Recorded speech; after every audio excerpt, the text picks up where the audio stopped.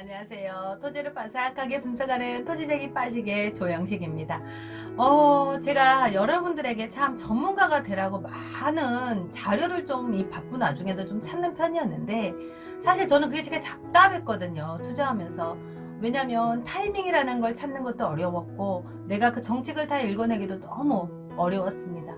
그래서 여러분, 제가 지도를 보고 5년 안에 될 수 있는 땅인지 아닌지 보고 들어가는 투자 타이밍을 정했던 겁니다.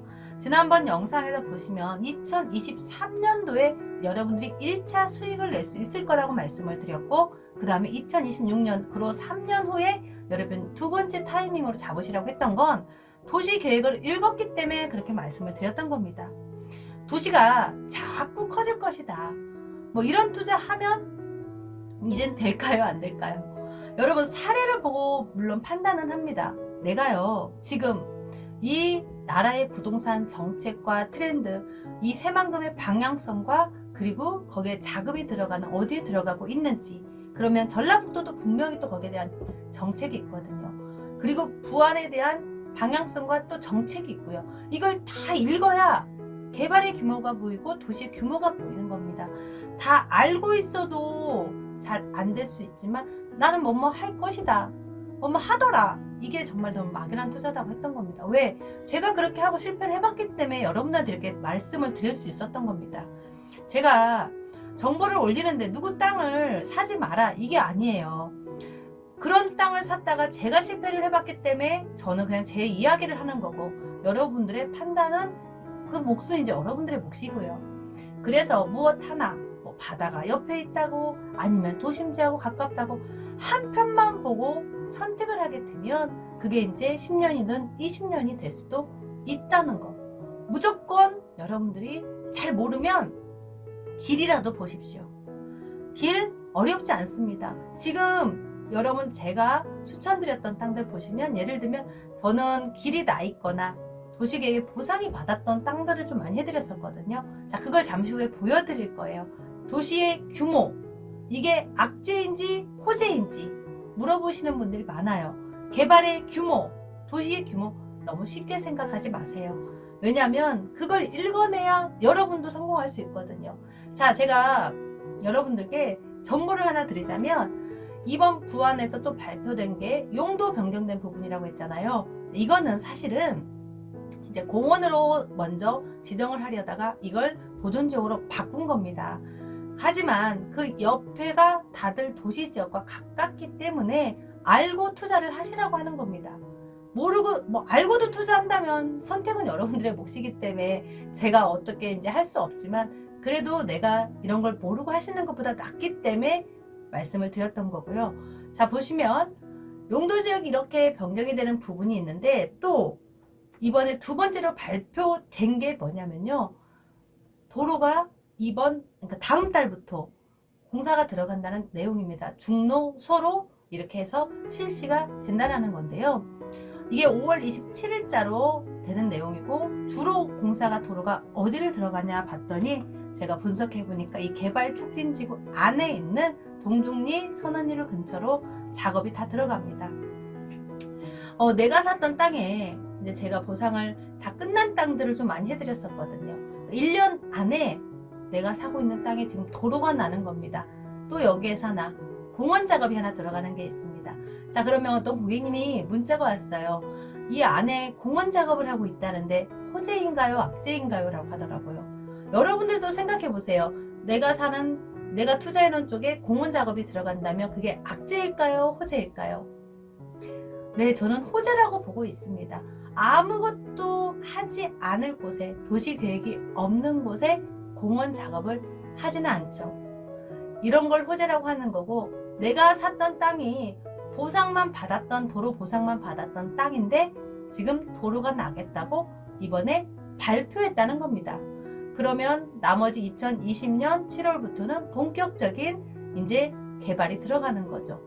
쉽게 생각해서 지금 새만금이요, 막 건물이 올라가고 있는 단계는 아니거든요. 그냥 길들이 나고 있다고 다들 알고 계시잖아요. 첫 번째로 하는 게 이렇게 길을 내는 거고, 마찬가지로 부안도 지금 길을 내고 공원 작업을 하고 어떻게든 관광하고 연결해서 테마파크를 만들려고 한다는 겁니다. 그래서 저는 이 지도들을 보면서 분석을 또 해내는 거고요. 자, 여러분 제가 그 지도를 보고 분석할 수 있는 부분을 하나 더 말씀을 드릴게요. 이게 지금 사실은 예전에 미사파출소에 있던 자리였습니다. 근데 지금 여기를 제가 한번 나가볼게요. 네, 이렇게 지금 현재 보면 당연히 지금은 엄청난 도시의 모습을 갖추고 있지만요. 옆에 보시면 개발되지 않은 땅도 있다는 겁니다. 개발이 되는 곳만 계속 개발이 되는 거고 땅값은 개발됐던 곳만 이 지구 안에서 계속해서 1500, 2000까지 나가는 겁니다. 자, 제가 오늘 보여드리고 싶은 건 무엇이냐면요. 한번 잠시만요. 네. 예전에 한번 제가 보여드리긴 했는데 지금은 양쪽으로요 도로를 끼고 엄청나게 이 아파트나 상가들이 개발되어 있는 거 다 보이시죠? 네, 근데 이게 불과 몇 년 동안 이루어졌냐면 10년 동안 안에 이루어졌습니다. 2008년도에 보면요 아무것도 없는 지금 부안처럼 허벌판입니다. 보이시죠? 네, 다 밭이고 아예 밭도 짓지 않고 있는 것입니다. 이 도로가 난 게 3년입니다. 도로 나고 그 뒤로 이 보상이 된 다음에 도로가 개설된 데 3년이고 그로부터 3년이 또 지난 걸 제가 한번 보니까 2011년 네 여기 정도네요. 네, 여기 보시니까 벌써 건물이 지어지고 있습니다. 자, 이럴 때 우리가 분양권 하겠다고 왔다 갔다 하게 되죠. 그죠? 네, 건물 지어지죠. 자, 제가 그래서 3년을 잡은 거고요. 자, 3년 잡고 나서 다시 또 3년이 흘러가면 여러분 아파트 올라가기 시작합니다. 그러시죠? 자, 그 뒤로 제가 3년 두 번을 여러분 일단 생각하고 들어가자라고 말씀드렸잖아요. 자, 이렇게 됩니다, 여러분. 지금 내가 사고 있는 땅이 그래서 길이 나고 있다는 건 엄청난 호재라는 걸 다시 한번 여러분도 아셔라는 겁니다. 길이 나고 있는데 여러분 이렇게 건물이 지어질 수 있는 땅을 사시겠습니까? 아니면 허벌판으로 남을 땅을 사시겠습니까? 결론을 말씀드리자면 여러분 부동산 개발 쉽게 생각하지 마시고요. 도시 규모, 규제 분명히 다 지역마다 있습니다. 그럼 땅값은요 하늘과 땅 차이입니다. 골라내는 안목 이게 전문가입니다.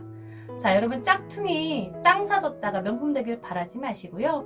명품 땅으로 잘 보관해 두셨다가 3년 뒤에 이런 가치, 건물이 올라갈 수 있는 가치가 있는 땅으로 여러분이 투자하셔서 나의 자금 그리고 그 물건으로 들어갈 수 있는 개발이 될 만한 땅 지도를 분석해서 꼭 들어가십시오. 그래서 꼭 성공 투자하십시오. 토지쟁이 빠시기 오늘은 여기까지 가겠습니다. 감사합니다. 이 영상을 보시고 도움이 되셨다면 구독과 좋아요는 캔디에게 큰 힘이 된답니다. 안녕!